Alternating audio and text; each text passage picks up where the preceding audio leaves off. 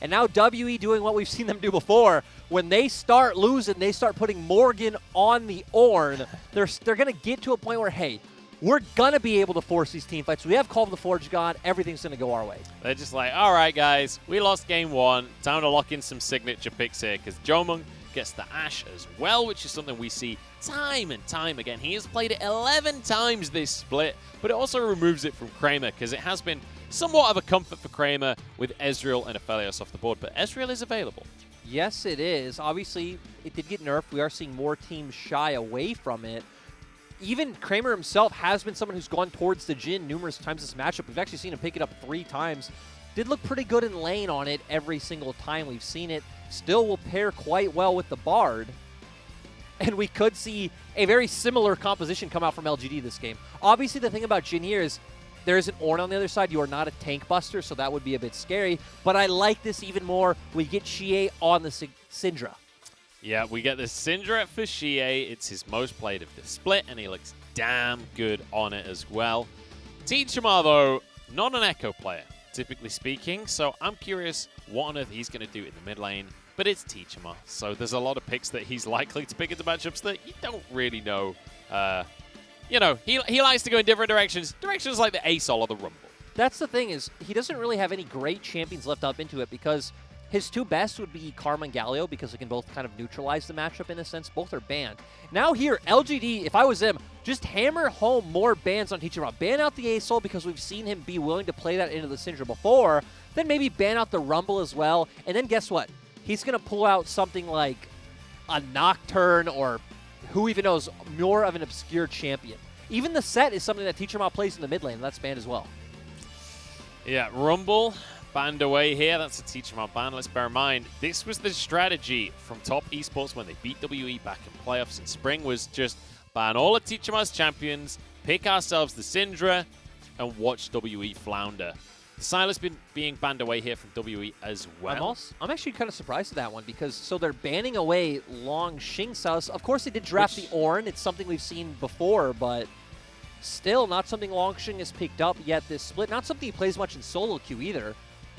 You can see the respect towards Kramer's Ezreal there as well. We mentioned it before. So now Kramer will be forced on something very likely, the Jhin that we talked about before, or just into stuff that he's played either one game of or very few games of for the rest of this split. Now into the picks is Nautilus taken off the board away from Missing. Yeah, Missing could just go Thresh here. Leona would also be a very interesting pickup, so something he's done quite well on in the past. I mean, when we talk about WE, we talk about getting hard engaged. Leona certainly answers that. Exactly, and we saw last game, right? We said the issue was, hey, they don't actually have any hard engage. It is all a bit skill-based, so this time around they're making sure, hey, we don't have that problem. And again, now the big question mark is where does Teachama go with mid lane? Does he just default back to the Aurelion Sol, which is the second most played champion this split? I don't know, is the answer. I'm just going to wait and see where Teachama goes, because he knows ASOL's matchups a lot better than I do. I'd imagine he doesn't do too hot into Syndra, though. Kramer does go with Jhin. Doesn't do too bad? No, it doesn't do too bad. We've actually seen him pick it up before into the Syndra. But he actually hasn't looked as hot on the Syndra not the Syndra, on the Aurelion Sol this split, which is a bit surprising. But, yep, as you mentioned, we see Kramer going towards the Jhin, which, I mean, Leona and Ornn on the other side, a bit tanky. Going to be interesting to see if he can deal with those. And Long Xing once again going back towards the Renekton, so a lot more early game power for LGD this time around, but still very much a similar pick comp that we saw last game. Kind of out of both sides, but mostly out of WE. And yep, there's the ASOL. It's going to be that ASOL for Teachama. So something he's played 4 times this split. As you can see, it's got a 25% win rate. And that is pretty much exclusively, in fact, it is exclusively Teachama. He's won 1 of the 4 games that he's played on it, so he's hoping to up that to a 40% win ratio in this game up against the Syndra. I'm excited, though, about Long Xing on this Renekton once more. We get to see the carries out of Long Xing. Yes, we do, and now, once again, LGD... I mean, this time around, actually, was opposite. Last time, it's Peanut who has 3 lanes you could potentially play around. Not necessarily bot, I guess, but you can play around bot in the sense of you linking up with Mark and looking elsewhere. You have set up in the mid lane with Scout of the Week. Renekton extremely strong, as we saw last time around. So now, Peanut on the Graves does have some prio so he can play around. He certainly does. Peanut going to be looking to try and get into these lanes, and I wouldn't be too surprised to see Peanut get a bit of revenge for the First Blood base shung executed onto Xie in game number 1. Maybe look towards the mid lane and shut Teachama down, because That's exactly what we saw out of LGD in game number 1. We saw them repeatedly diving onto Teachamar. Now he's on something like the Asol. Asol does not have much in the way of self-defense in the early game. No, he does not. The great thing about Asol, and ever since his mini rework, he's extremely strong at level 1 because of the way his W expands quickly. We typically see Teachamar run Electrocute in this matchup, so you have some very strong trading. You're still going to get some easy prio in the laning phase, and you can start to make plays elsewhere. The thing we've seen with Teachamar this split on the Aurelion Sol is he hasn't been able to find any plays around the side lanes. He typically just goes to lane, push out the wave, kind of hovers to bot, looks for something, but WE aren't able to set anything up.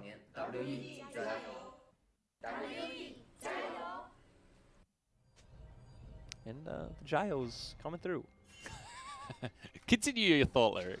Not able to set anything up in the bot lane when he hovers. Exactly, but I guess the interesting thing this time is, we haven't really seen him play the Asol since this Ashe combo has been in the meta, so now at least you have the Enchanted Crystal Arrow. I mean, we have a ton of lockdown from the Leona as well, so this could set up really well for Teachamar to deal all this damage, and he does go towards that Electrocute like we talked about.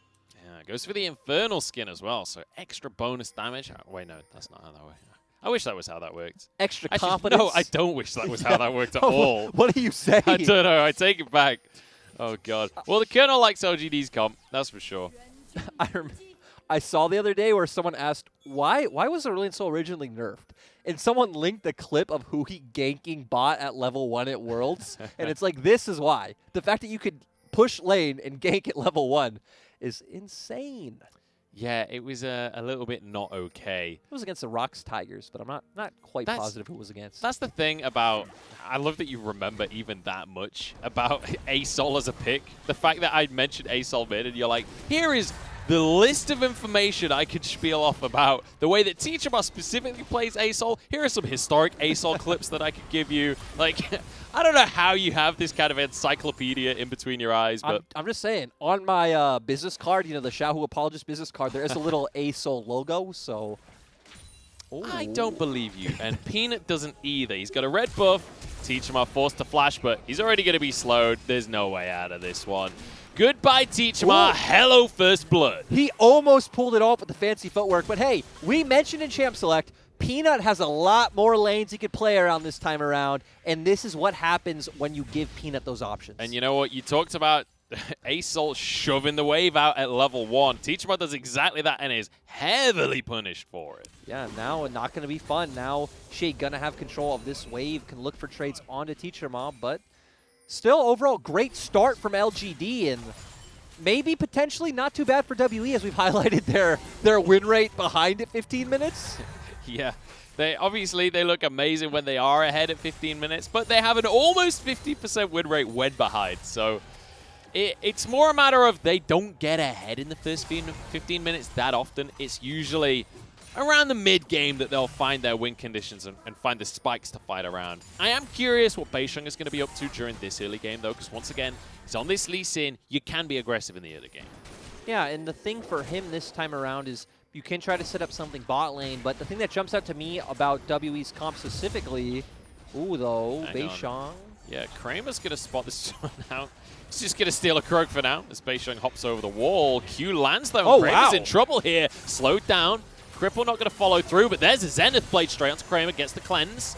Beisheng not willing to follow through and commit onto this one. They are going to be able to crash this minion wave underneath the tower here. They're going for the dive. There's a flash stun. Kramer gets underneath the tower for himself, and he will survive this one as Langxing looks to clean things up. Beisheng keeps alive, but missing falls. So does the other one. And now Teachamar's in trouble in the mid lane as well. It's all going wrong for WE. They're losing everywhere on the map. Overall, though, beautiful play from LGD in the bot lane to pretty much just dissuade that dive. Great job of them tracking Beisheng even initially invading the Krugs with that ward, and then Langxing with the clutch TP to now, 4-0 for the side of LGD. And you know what? LGD come into this one and say, oh, your early game's not the strongest in the league? Well, we're going to bully you and make sure you know that your early game is not the strongest. Peanut looking amazing, just hard ganking in the mid lane and reading what Beisheng is able to get away with. Langxing as well, with the kind of teleport that we know Morgan for. Yeah, great TP from him, and still, this was something that Langxing was very good on when he was on RNG last year, so great to see from him. And I mean, this is just LGD abusing the fact that they had already gotten Teacher Must Flash. We saw Shea hitting a lot of these skill shots, and overall just great play from him, and now going to come back to lane with the Lost Chapter. So going to be safe with that mana, going to have a bit of an item advantage, and they could potentially just look to abusing Teacher Ma on the ASOL. And you know, this mid lane matchup is starting to go real rough for WE fans because we saw Teacher Ma playing the Syndra at last game, and it's not like LGD had to ban the Echo. This is pure champion pool issues for the side of WE. Yeah, this is just what happens when you see Teacher Ma get banned out. Doesn't really have too much in his wheelhouse, and Peanut now abusing Beishong in his jungle, and this is what you get to do when you have constant mid lane prio, now from a 2-0 Syndra. Yeah, rough start here for WE, it has to be said. And Aurelion Sol falls in that category of champions that if you can't push your lane, you just feel utterly useless. It's your one purpose in the game. I feel like that is Teacher Ma's entire champion pool in a nutshell, right? He doesn't want to fight, he wants to shove the lane and go elsewhere. And Shea is basically this entire series, he said, that ain't happening, you're staying here in the mid lane with me. Yeah, he is just keeping him under his turret like that, and WE not going to be able to find... Oh my goodness, yet more plays out of LGD. This early game is not going without a fight. Joe Monk falls and missing nothing he could do to stop him. No, and LGD being so proactive, we said that, hey, they're a really strong early game team, but seeing something like this is really amazing. We don't typically see them, I mean, 5 kills in 6 minutes. Honestly, to me, it is reassuring as well, because let's bear in mind, this is the team that had a couple of losses on the trot to Suning and JDG, had a really rough series against OMG, then lost to Rogue Warriors 0-2.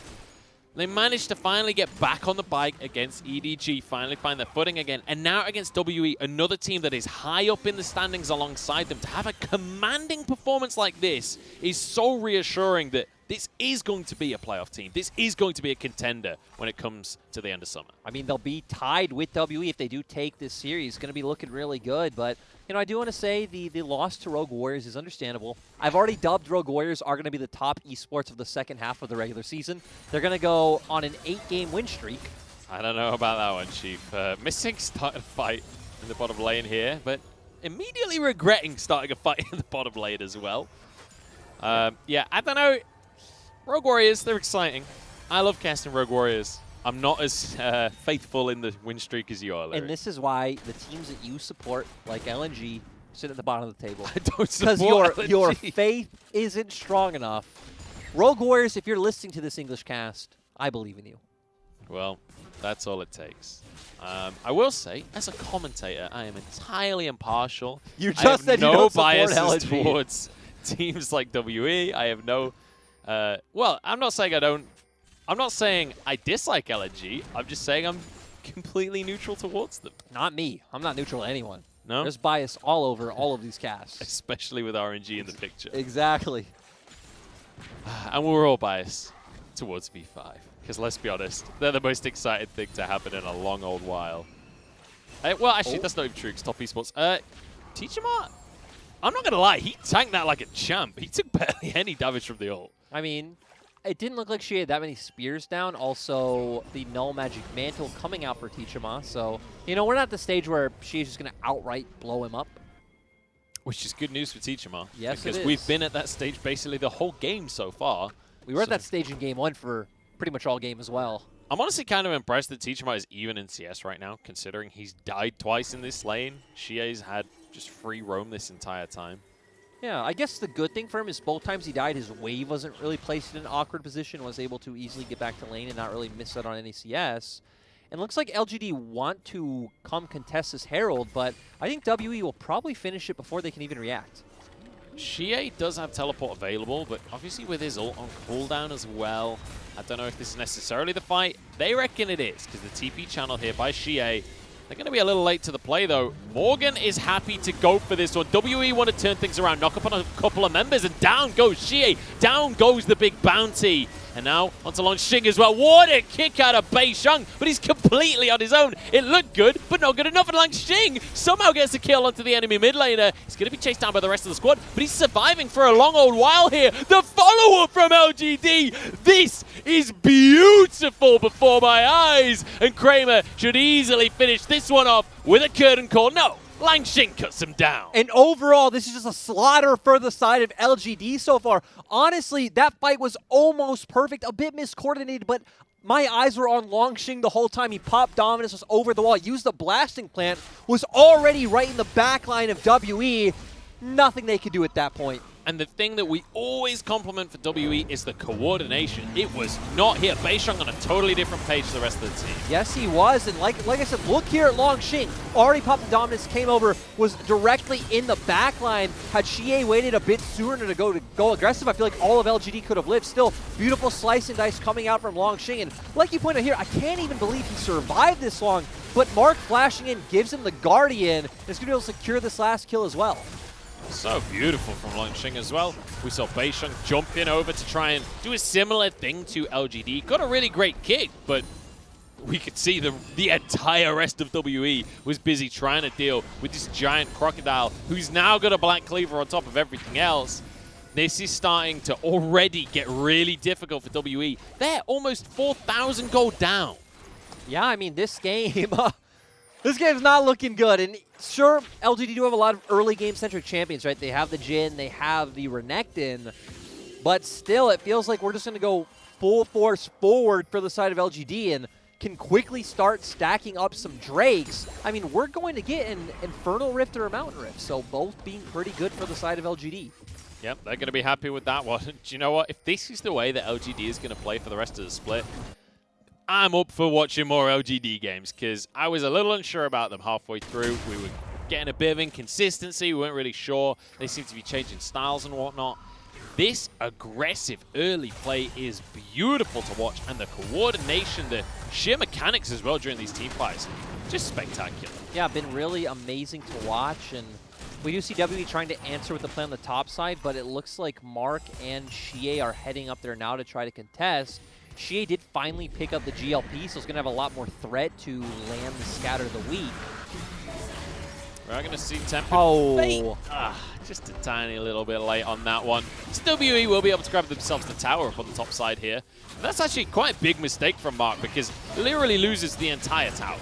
Yeah, overall, going to be a bit of gold for the side of WE, and LGD aren't in a place where they can answer.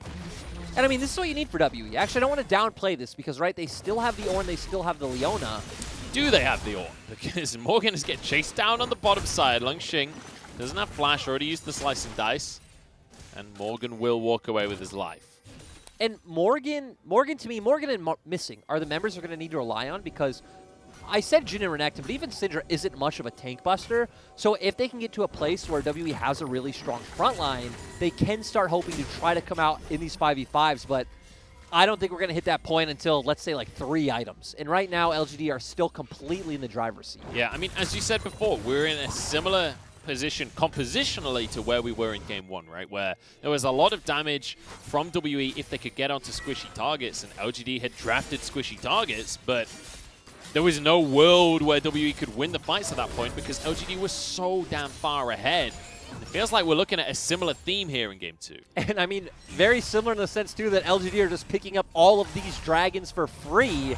And that shield and even the increased resistance is going to be really great when your 2 sources of damage for WE are an Aurelion Sol and an Ashe. Neither really insane late-game DPS champions. And not to mention that Kramer, while he knows that it's the late game where he'll really come online, goes for the Storm Razor, so during all of these mid-game fights, he's going to spike a little bit earlier. He's going to be able to do a whole bunch of damage. A similar story for Xie as well, going for that cheaper first item. Yeah, and the GLP on Syndra is one I really favor. Again, much cheaper than the Ludens, 400 gold cheaper. And the thing is, it feels like it increases your threat so much with how easy it can set up your stun that I'd say I take that over the extra damage you get from Ludens almost every time. And that is why you're not Silver. Because damage is king in Silver, my friend. Let me tell you, you're not worthy. True. We talked about this once. Who needs wards and vision when you could be buying damage? Yeah, you don't need to worry about where they are if they're dead. And Langxing might join them in the death realm here. Oh, but that Mark! tempered fate from Mark is magnificent. Langxing surviving under the tower. Oh my days, the Cold Meek doing so much work. WE are somehow surviving all of this though. No worries apparently. Still though, I mean, Teacherma completely flopped his ultimate. Langxing survived so you just wasted so much time bot side. You got a kill, but ultimately was it worth it? I'm not sure, honestly.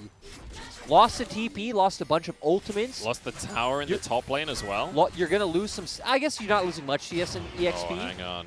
We got a TP coming through here. I believe it's from Xie. As they want to contest this blue buff, missing incredibly low, and Mark knows it. Support combat in the bottom lane. Kramer and Mark going to go for a dive here. Mark happy to tank this one up as Missing has a stopwatch and ruins the play entirely. Teacherma wants to protect his support. There's a TP being channeled as well, but it's too little too late. They're already dead, and the TP is wasted from Morgan. Now Peanut found alone in the jungle here. Jomung wants to follow up as well. Crystal Arrow is going to be able to call down Beisheng. Low on this one as Peanut gets into the jungle.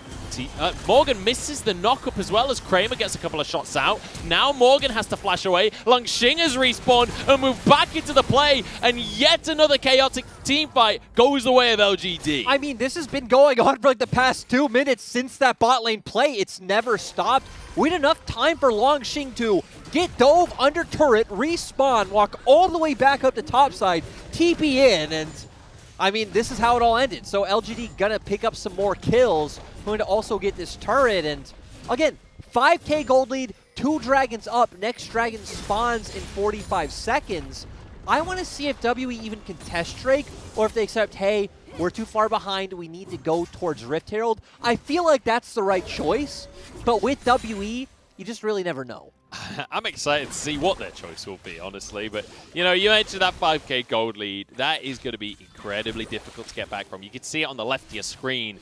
The 4 carries of LGD, and yes, I say 4 because Peanut definitely counts as a carry. They're all way ahead of their opponents. WE now. I mean, these fights have just been disastrous for them. They started all of that. They got 1 kill out of it. Yeah, that was not the play. And they did devote so much. Overall, starting with a great Tempered Fate from Mark, who once again has Tempered Fate.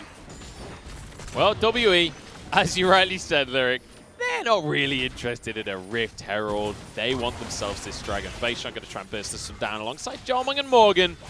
Morgan has the Call of the Forge God. I don't know if this is winnable, though. Langxing is the target here as they start off onto the Croc, knock up onto the rest of the team, and Langxing has to just try and get away. He will be the first one to go down.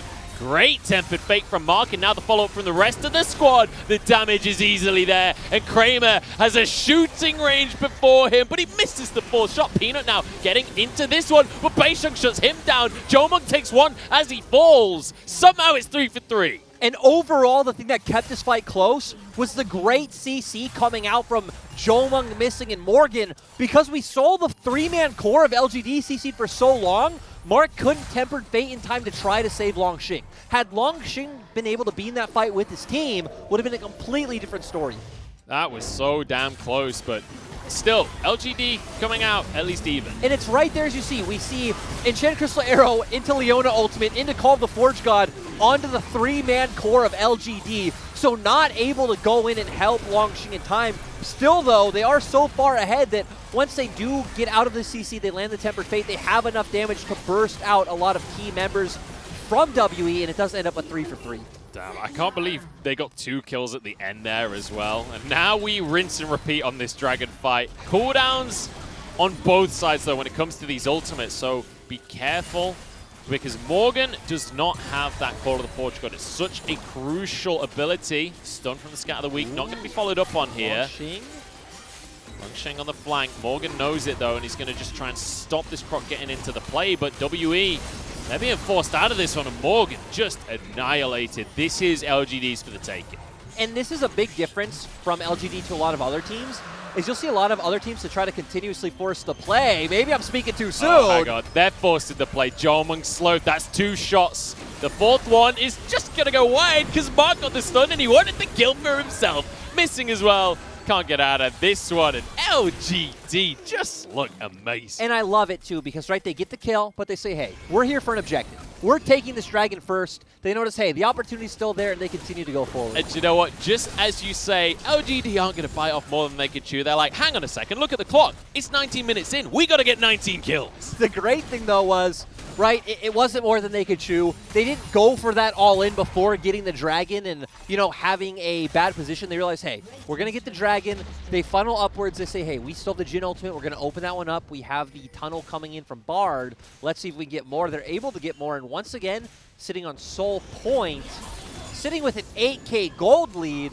And when we think about avenues that WE has back into this game, I feel like we're past that point. Like, we were talking about, hey, trading Dragon for Rift Herald, trying to find gold elsewhere, getting your front line to a point where it's strong and can hopefully survive the burst from LGD side. Well, we are far past that point now, WE fans. This is, I don't know.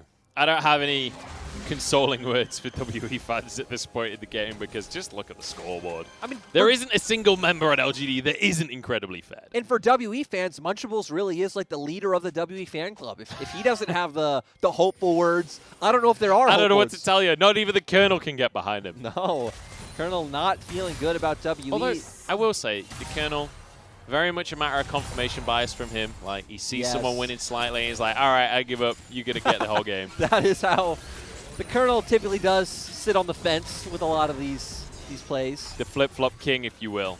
Loves the beach. We are going to see WE, though. Here's the thing that I love about WE, right? It doesn't really matter to them that they're almost 10,000 gold behind. Nope. They're still going to fight for the next objective. Yes, they will.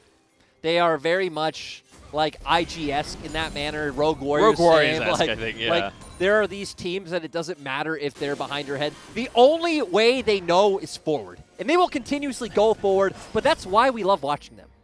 We certainly do. That W key, their friend. Although it doesn't really work as well in League of Legends. If you do have W bound to forward in League of Legends, you really should consider your choices in life and maybe unbind that. WE, missing, sorry, is going to be able to dodge the route in the end.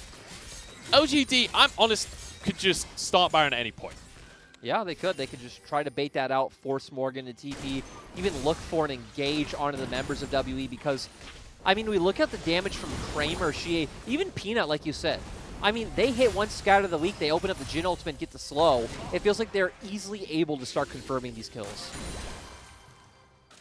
So LGD, feeling pretty good. And you know what? I'm excited for LGD because the big thing that coming into this series I was expecting from them was that they would be really good in the early game and they would fall off a little bit in the mid game. Maybe make some poor decisions, maybe just kind of throw a game away. And, you know, they are still in the mid game technically. That is still possible, but they have such a huge lead and they've done so well in both of these early games back to back that I'm so convinced that moving towards playoffs, and this is going to be a playoffs team, I'm expecting this to be replicatable against other top teams. And the thing that's going to be very telling is, you know, in 1 minute and 50 seconds. Ooh, or now. Goes wide here onto Kramer. They don't quite be able to finish that one off, but it's going to be Mark that goes down here. One pick for WE. Jomon gets out with his life as well. If you don't know why we say that Beishong is the critical member for WE, that is exactly why. That is the only play you could find to hope to get a kill in this situation. That's it. That's the one. And they find it, and great job from them. Ultimately, Mark will still be up in time for Dragon, and it feels like that will be the, you know, the final straw for WE if LGD can get that one. That's what you really need to prevent. And the kick just a tiny little bit wide of getting Kramer where they wanted him. Had that kick been on Kramer, maybe they can open the map up a little bit more. Maybe they can make something happen off the back of it. As it stands, it's just going to be the one kill. And it's just going to be onto the support. So not as good of a pick as they would have wanted, but hey, when you're this far behind, a pick is a pick is a pick. You take that. I agree, and going into this fight, it's going to be extremely hard for them. I mean, realistically, they're going to need some massive AoE combo onto all the carries of LGD, and they don't have that massive AoE combo. I mean, Teachama is extremely far behind. Even Jomon only sitting on 2 items, compared to Kramer's pretty much 3. So now Dragon on the map. Once again, if you're just joining us, if you've not been aware of how far ahead LGD have been this entire game. They're on 3 Drakes. This would be their soul. Almost 10K gold up. Yeah, they're feeling pretty good. They're feeling pretty strong. And WE are on the last legs trying to contest, trying to stop this soul from happening. Teachmar on his A-Sol has to go into Galactic on this fight. Morgan managing to dodge most of the CC there on the follow-up. Beisheng obviously is Lee Sin. He's only 1 level down, so still plenty of opportunity to potentially steal. Langxing, though, with the Dominus, looks like he wants to start a fight. Morgan can't quite get the second ram, and Langxing will survive for now. Morgan goes down. In fact, his both top laners traded. Now missing will be the target here as Peanut steps on forward, trying to finish off another play. Oh, the damage on the 4th shot. Great block by Beisheng. Stops the auto onto his support. In the meantime, though, his carry is going down. Teachmar falls as well. Missing. You may have got out with your life, but you got out without a team. Smoke screen comes down. Peanut just going to get a quick draw in to chase it and finds one last kill. Yeah, overall great fight coming out from LGD. We saw it took everything to kill Langxing. The rest of W members left with nothing, pretty much left floundering around. LGD able to catch them out on both sides, especially with Xie and Kramer finding kills onto Jomung and Teacherma. And there we go. That's the Mountain Soul. That's going to be the soul. And I want to just give some props here quickly to Xie, because he's not been the guy we're talking about in most of the fights, because he's able to just sit back and just blast out damage. But look at the damn scoreline. He's got 14 stacks on his mid-jais. He's on 3 items. The man is a monster when he gets the Syndra. Exactly. Looked amazing. And that fight was the exact type of fight Syndra thrives in, where enemies are just sitting right in front of you in a choke. Very easy to hit those scatter to the weaks and to shut all the damage. And Xie is making it look effortless. And yeah, here's exactly what we talked about. WE are the ones to start it off. Mark not hitting a great Tempered Fate. Langxing goes in, but as we said, the damage really not there. They're trying to put it down. They do end up bursting him out in the end, but pretty much everything's been used by WE. Does still look like Teachmar has his ultimate available. We see that the 2 sides of LGD separate, with Xie and Kramer going in. Flash ult onto Jomung, and then all the bursts coming out onto Teachmar. I love how that was a 2v2 between the carries there.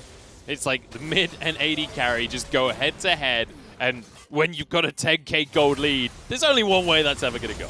Yep, and we can see the damage right there. I mean, Kramer dealing double Jomung's damage in that last fight. I mean, even Peanut, right? Oh, doing so much more than Beisheng, which is what you'd expect of a Fed Graves at this point against the Lee Sin, who is kind of behind. Yeah, I mean, none of it is unexpected, right? But still important. Oh, scatter the weak onto Jomung there, but he gets out with his life. And this is what I said about the WE. They're still going to contest. They're not going to let you get this Baron without a fight. Will they win the fight? Absolutely not. But they're still going to fight you. I still love what they do, right? Just continuously look for these fights. The enemy's not going to expect it. Hope some kind of misplay comes. Look at Missing right now. The magical journey appears, and he stands right next to the entrance like, whoever comes out, I'm going to stun you. There's nothing you can do about it. Morgan's the next one. Gets out with his life for now, but we've got 4 shots from the curtain call coming on through, and Peanut's over the wall with the collateral damage as well. Easy snipe comes through from Kramer. They don't need the Baron. They might just be able to end the game here as another one goes the way of Xie. That's his 24th stack on the Magi now. And he wants another one. Beisheng just about gets on into the base. And this one's over, Lyric. Exactly. 30-second death timers on the members of WE. You still have a bunch of cooldowns up for LGD as well. You're going to be able to find this quite easily. And great convincing performance. And, you know, I was expecting WE to show up a little bit more in this one, as they're just going to get slaughtered on the fountain. But LGD, what a way to do it. They kept up their kills per minute. 28-minute game and 28 kills to boot. And it looked absolutely convincing coming from LGD, and great to see. This was a team I had a lot of question marks for, that like their series score looked a lot more convincing than their